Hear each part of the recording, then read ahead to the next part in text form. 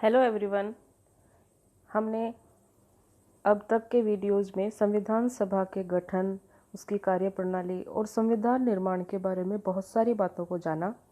आज हम देखेंगे संविधान सभा की स्थिति, संगठन और कार्यकरण का मूल्यांकन कि क्या संविधान सभा के लिए संविधान का निर्माण आसान रहा या मुश्किल रहा। कौन कौन सी आलोचनाएं संविधान सभा के बारे में समय समय पर उठती रहती है, क्योंकि संविधान के प्रमुख प्रावधानों को जानने से पहले हमें ये जानना ज़रूरी है कि संविधान सभा के बारे में जो भी आलोचनाएं की जाती है, जो भी टिप्पणियां की जाती हैं, उनका हमारे पास क्या जवाब है और वास्तव में उन आलोचनाओं के मूल में क्या है, क्यों उस तरह की टिप्पणियां की जाती रही हैं।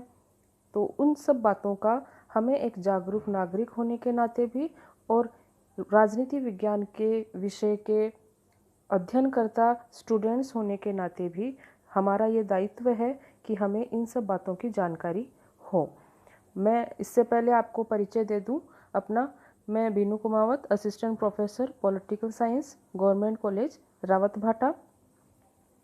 इस वीडियो के दौरान हम जानेंगे कि संविधान सभा के बारे में जो भी आलोचनात्मक टिप्पणियां की गई थी, उनके बारे में विभिन्न विचारकों के क्या मत हैं। ग्रेनविल ऑस्टिन, जो भारतीय संविधान के प्रमुख अध्येता और मूल्यांकन करता रहे हैं, उनका क्या विचार है इन सब के बारे में, संविधान की कार्यप्रणाली के बारे में वो क्या सोचते हैं। तो आइए चलते हैं कि हमारी संविधान सभा की स्थिति और संगठन और कार्यकरण के बारे में कौन कौन सी बातें हैं जो हमें पता होनी चाहिए, कौन कौन सी टिप्पणियां हैं और उन टिप्पणियों के आधार पर हम उनका मूल्यांकन किस तरह से कर सकते हैं। जैसा कि हमारी संविधान सभा के बारे में पंडित जवाहरलाल नेहरू ने कहा था कि एक अंधेरी घाटी से निकलकर स्वतंत्रता की सूर्य किरणों तक हम पहुँचे हैं। कई सदस्य तो कुछ समय पूर्व ही जेल से छूटे थे। यकायक उन्हें स्वतंत्रता आंदोलन के सपनों और आदर्शों को साकार करने वाले संविधान का निर्माण करने का अवसर दिया गया। फिर भी संविधान सभा के अनेक लोगों ने तार्किक आधारों पर आलोचना की है, और क्योंकि हम स्टूडेंट हैं राजनीति विज्ञान विषय के, इसलिए इन आलोचनाओं को सकारात्मक रूप से लेते हुए हमारे पास इन आलोचनाओं का सटीक मूल्यांकन करने की क्षमता होनी चाहिए। इसीलिए इस वीडियो में हम देखेंगे कि इन आलोचनाओं से बचकर नहीं, बल्कि इन आलोचनाओं का जवाब हमें तार्किक दृष्टि से देना आना चाहिए। इसीलिए सबसे पहले जो संविधान के बारे में आलोचनात्मक टिप्पणी की जाती है, वो ये है कि क्या संविधान सभा को प्रभुत्व संपन्न संस्था माना जाए। संविधान सभा को संपूर्ण प्रभुत्व संपन्न संस्था माना जाए या नहीं माना जाए, ये कई विचारकों ने आपत्ति उठाई है इसके प्रभुत्व संपन्न संस्था होने पर, क्योंकि संविधान सभा का गठन ब्रिटिश अधिनियम के द्वारा किया गया था। कैबिनेट मिशन योजना, जिसकी जानकारी हमने पूर्व वीडियोज़ में प्राप्त की थी, उसके द्वारा किया गया था। और संविधान सभा क्योंकि ब्रिटिश शासन के अधीन गठन इसका किया गया था, तो ये संपूर्ण प्रभुत्व संपन्न संस्था कैसे हुई, ये इस तरह की आलोचनात्मक टिप्पणी हमारी संविधान सभा के लिए की जाती है। संविधान सभा के गठन और उसके द्वारा अपना कार्य प्रारंभ किए जाने के तुरंत बाद ही संविधान सभा की स्थिति के संबंध में एक ये जो विवाद है वो प्रारंभ हो गया था। ब्रिटिश संसद के एक वाद विवाद में विंस्टन चर्चिल ने संविधान सभा की वैधता को ही चुनौती दे दी थी। इस प्रश्न के आधार पर संविधान सभा के ही एक सदस्य M.R. जयकर ने भी इस बारे में अपना विचार व्यक्त किया था कि संविधान सभा एक संप्रभु संस्था नहीं है और उसकी शक्तियां जो है वो मूलभूत सिद्धांतों और प्रक्रियाओं दोनों ही दृष्टि से मर्यादित है, सीमित है, यानी वो स्वतंत्र नहीं है। उनके विचार का आधार ये था कि संविधान सभा कैबिनेट मिशन योजना के अधीन अस्तित्व में आई और ये ब्रिटिश संसद की सत्ता के ही अधीन थी। वह कैबिनेट मिशन योजना में वर्णित संविधानों की मूल रूपरेखा में कोई परिवर्तन नहीं कर सकती थी। सभा का आह्वान ब्रिटिश सम्राट के अधिकार पर गवर्नर जनरल द्वारा किया गया था और ये अपेक्षित था कि संविधान सभा जो संविधान बनाएगी उसे ब्रिटिश संसद के पास अनुमोदन के लिए भेजा जाएगा। लेकिन संविधान सभा के अधिकांश सदस्यों ने इन प्रतिबंधों को अस्वीकार करते हुए संविधान सभा की संप्रभुता पर बल दिया और ये बात हमें हमेशा याद रखनी चाहिए, क्योंकि भारतीय संविधान जो था भारतीय जनता द्वारा बनाया गया और भारतीय जनता को ही समर्पित किया गया है, जैसा कि हम इसकी प्रस्तावना में देख सकते हैं। एन.जी. अयंगर जो संविधान सभा के सदस्य थे, उन्होंने सभा में 11 दिसंबर 1946 को पूर्ण प्रभुता के विचार को स्पष्ट करते हुए कहा था कि इस संविधान सभा का स्रोत यह नहीं है कि इसके निर्माता सम्राट की सरकार के 3 सदस्य हैं, वरन यह है कि उनके प्रस्तावों को जनता ने स्वीकार कर लिया। यदि कैबिनेट मिशन योजना को जनता स्वीकार नहीं करती, भारतीय जनता, तो उसके द्वारा जो संविधान सभा की बात थी वो भी स्वीकार नहीं की जाती। पंडित जवाहरलाल नेहरू ने इस विचार की पुष्टि करते हुए कहा था कि सरकारें राजकीय पत्रों से पैदा नहीं होती, वास्तव में वे जनता की इच्छा की अभिव्यक्ति होती है। हम आज यहाँ इसलिए एकत्रित हो पाए हैं क्योंकि हमारे पीछे जनता की शक्ति है। जनता जहाँ तक जनता कोई दल या वर्ग नहीं, वरन समूची जनता चाहेगी, वहाँ तक हम यहाँ रहेंगे। इस विचार के अनुसार ही संविधान सभा ने अपनी पूर्ण प्रभुता को प्रदर्शित भी किया, और ये ऐसा हम संविधान सभा के कई मौकों पर इसको देख सकते हैं। जैसे ये प्रस्ताव पारित किया गया था कि ब्रिटिश सरकार या अन्य किसी भी सत्ता के आदेश से सभा का विघटन नहीं होगा, और ये अपने आप में एक प्रभुत्व संपन्न सभा का निर्णय कहा जाएगा। संविधान सभा को उसी समय भंग किया जाएगा जबकि सभा स्वयं 2/3 बहुमत से इस आशय का प्रस्ताव पारित कर दे, और सभा के जीवन काल से संबंधित ये प्रमुख निर्णय ये इस बात को तय करता है, इस बात का सबूत है कि संविधान सभा एक संपूर्ण प्रभुत्व संपन्न संस्था थी। दूसरे इसकी झलक हमें इसमें भी देखने को मिलती है कि संविधान सभा ने सभा के संचालन की पूरी शक्ति अपने निर्वाचित सभापति को दे दी। इस प्रकार भारतीय संविधान सभा ने संविधान निर्माण का कार्य पूर्ण प्रभुता की भावना से ही शुरू किया था। 15 अगस्त 1947 को भारतीय स्वतंत्रता अधिनियम पारित हो जाने के बाद संविधान सभा पर कैबिनेट मिशन द्वारा लगाए गए प्रतिबंध वैधानिक दृष्टि से समाप्त हो गए और संविधान सभा पूरी तरह से संप्रभु बन गई। तो ये जो आलोचनात्मक टिप्पणी है उसका हमारे पास ये चाहे तार्किक दृष्टि से देखा जाए या कानूनी दृष्टि से देखा जाए, भारतीय संविधान सभा एक प्रभुत्व संपन्न संस्था थी। इसके निर्माण से लेकर के, इसकी कार्यप्रणाली से लेकर के, और स्वतंत्रता के बाद जो संविधान बना और लागू हुआ वहाँ तक, और जो जनता को समर्पित किया गया वहाँ तक, अगर इसकी कार्यप्रणाली को देखा जाए तो हम कह सकते हैं पुरजोर तरीके से कि संविधान सभा एक प्रभुत्व संपन्न संस्था थी। दूसरी टिप्पणी इसके बारे में ये की जाती है कि क्या संविधान सभा एक प्रातिनिधिक संस्था थी। संविधान सभा की संप्रभुता के साथ ही उसकी जो प्रतिनिधित्वता है उसके ऊपर भी ये आक्षेप किया जाता है।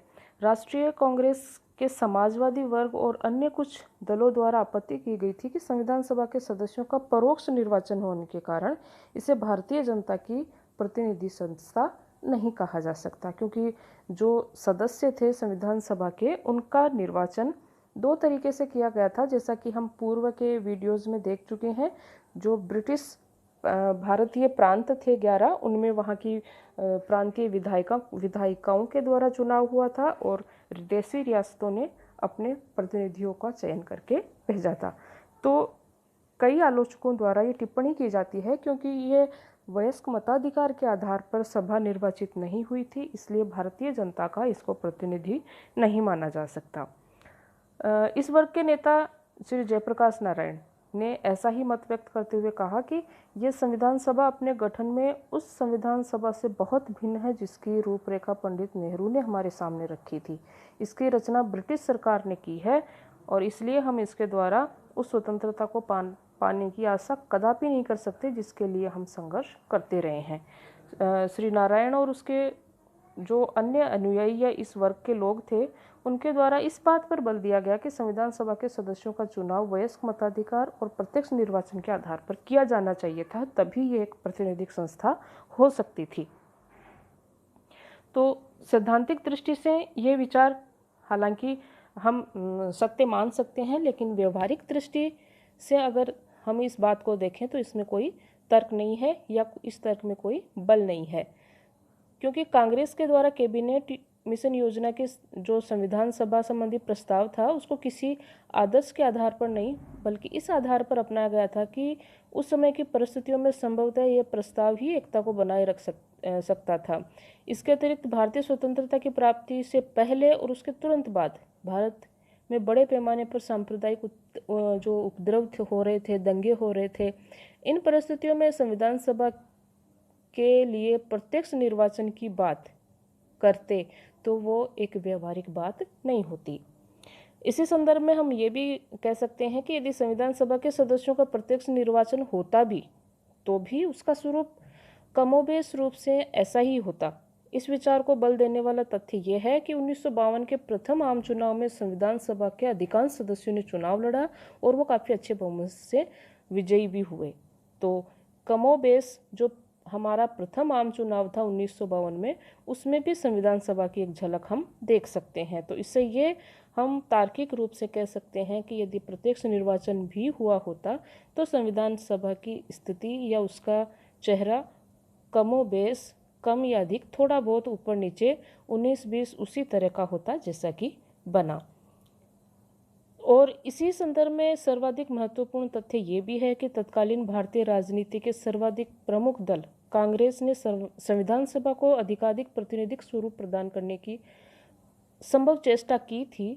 कांग्रेस के तो प्राय सभी चोटी के नेता जैसे पंडित नेहरू है, सरदार पटेल, डॉक्टर राजेंद्र प्रसाद, मौलाना आजाद, चक्रवर्ती राजगोपालाचार्य, पंडित गोविंद वल्लभ पंत, बाल गोविंद खेर, बाबू पुरुषोत्तम दास टंडन, श्री के.एम. मुंशी, आचार्य जे.बी. कृपलानी जैसे सदस्य थे। कांग्रेस के ही प्रयत्नों से वैधानिक और प्रशासनिक योग्यता की दृष्टि से ख्याति प्राप्त ऐसे अनेक व्यक्तियों को संविधान सभा के लिए चुना गया था जो कांग्रेस से संबद्ध नहीं थे, लेकिन जिनका जनमानस में बहुत अधिक योग्यता का प्रदर्शन या अपनी योग्यता के कारण जो ख्याति प्राप्त थे उनको भी स्थान मिला था। जैसे कि के.एम. मुंशी, बाद में श्री टी.टी. कृष्णाचारी कांग्रेस के सदस्य थे। ये प्रारूप समिति के 7 सदस्य में जो 2 लोग थे, के.एम. मुंशी और टी.टी. कृष्णाचारी, वो कांग्रेस के सदस्य थे, लेकिन बाकी के कांग्रेस के सदस्य नहीं थे। एक मोहम्मद सादुल्ला मुस्लिम लीग के सदस्य थे। अंबेडकर, खेतान, माधवराव, अय्यर ये निर्दलीय सदस्य थे। इन्हीं व्यक्तियों ने सभा को एक तरह से तकनीकी आधार दिया था। संविधान के मूल स्वरूप का निर्माण करने, उसको दार्शनिक आधार देने और उसे उद्देश्यपूर्ण बनाने में इन व्यक्तियों और इनकी सामाजिक और व्यावसायिक पृष्ठभूमि की एक निर्णायक भूमिका रही थी। तेज बहादुर सप्रू और जयप्रकाश नारायण, उनको भी संविधान सभा की सदस्यता के लिए आमंत्रित किया गया था, किंतु सप्रू स्वास्थ्य संबंधी कारणों के आधार पर इसे स्वीकार नहीं कर सके और जयप्रकाश नारायण ने इस प्रस्ताव को ठुकरा दिया था। इस संबंध में सभा की जो सद इच्छा है उसका प्रमाण ये था कि संविधान सभा के जो सदस्य लीग के टिकट पर निर्वाचित हुए थे, उनमें से जिन्होंने भारत के विभाजन के बाद भारत में ही रहना पसंद किया, उन्हें भी संविधान सभा की सदस्यता प्रदान की गई। लीग के एक प्रतिनिधि मोहम्मद सादुल्ला प्रारूप समिति के भी सदस्य थे।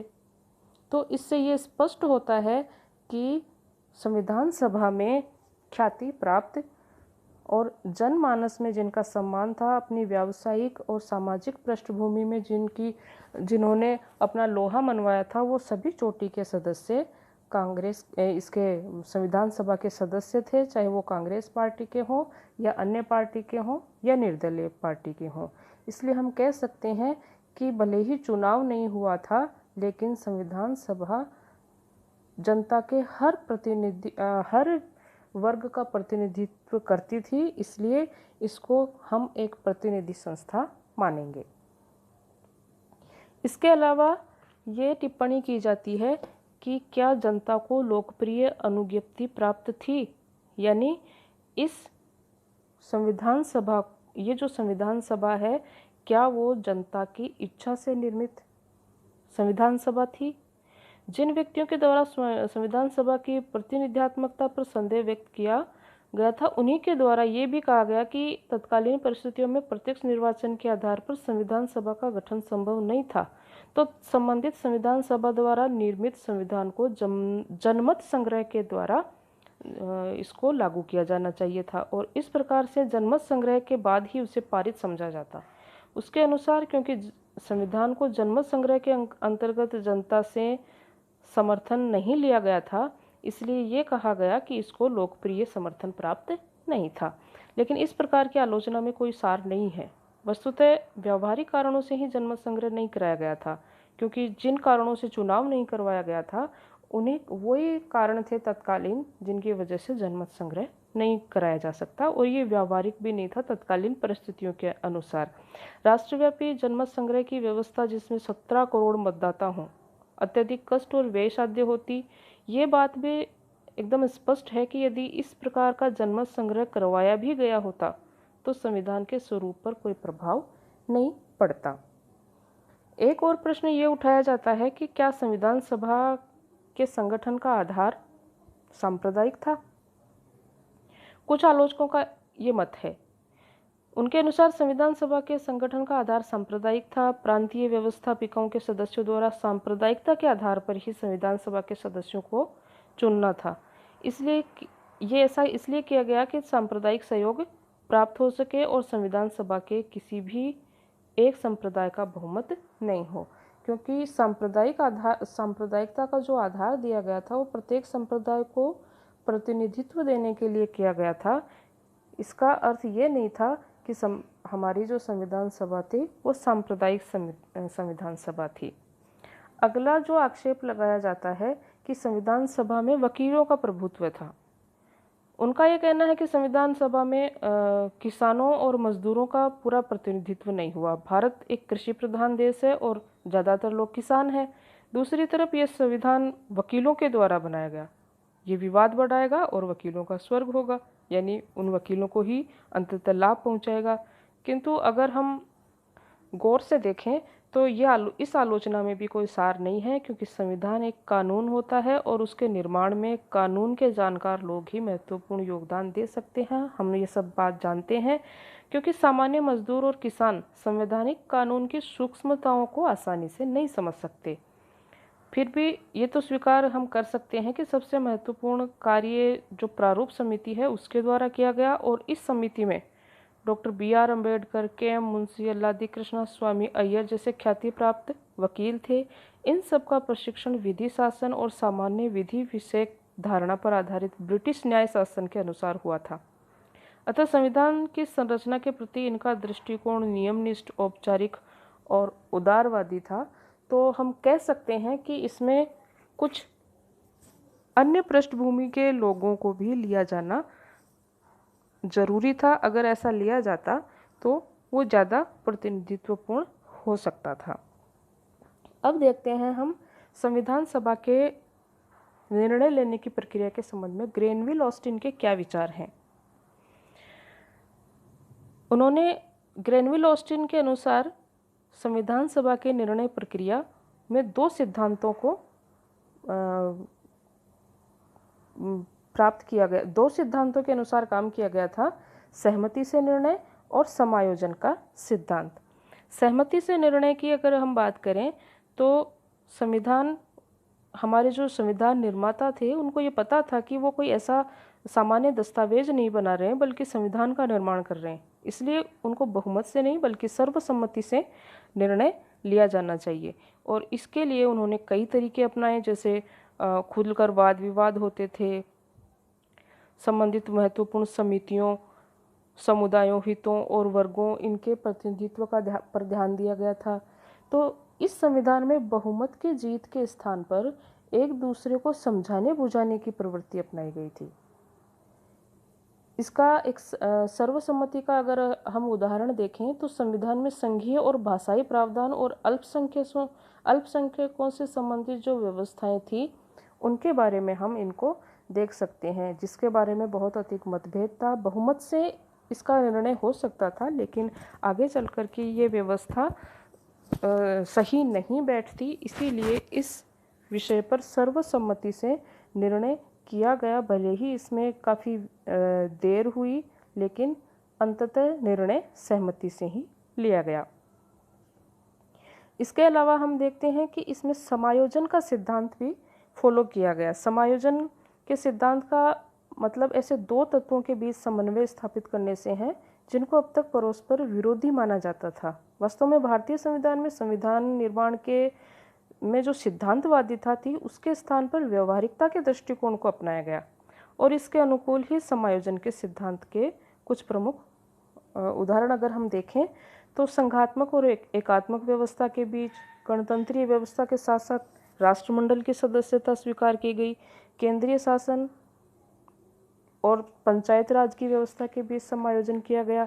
इसके साथ ही परिवर्तन के साथ चयन की कला को भी इसमें विकसित रूप में लिया गया। संवैधानिक सिद्धांतों का पर्याप्त विकास हो जाने के कारण ही 1947 में किसी मौलिक संविधान के निर्माण की बात सोचना संभव नहीं था। संविधान निर्माता अच्छे और व्यवहारिक संविधान का निर्माण करना चाहते थे, इसीलिए उन्होंने विदेशी संविधानों की उन धारणाओं और व्यवस्थाओं को अपने संविधान में ग्रहण कर लिया जो उन देशों में सफल रही थी और भारत की परिस्थितियों के अनुकूल थी। इस संबंध में विशेष बात यह है कि ये विदेशी संविधानों से सोच विचार कर ही ग्रहण किया गया और जो कुछ ग्रहण किया गया उसे भारतीय परिस्थितियों के अनुकूल ढाल लिया गया। इसे संविधान निर्माण की एक श्रेष्ठ प्रक्रिया और भारतीय संविधान का एक श्रेष्ठ गुण कहा जा सकता है। इस संबंध में जो ये आलोचना की जाती है भारतीय संविधान की कि भारतीय संविधान एक तरह का उधार का थैला है, तो इस संबंध में हम ये कह सकते हैं कि ये भारतीय संविधान का एक अनूठा गुण है जिसमें परिवर्तन के साथ चयन की कला का प्रयोग किया गया है।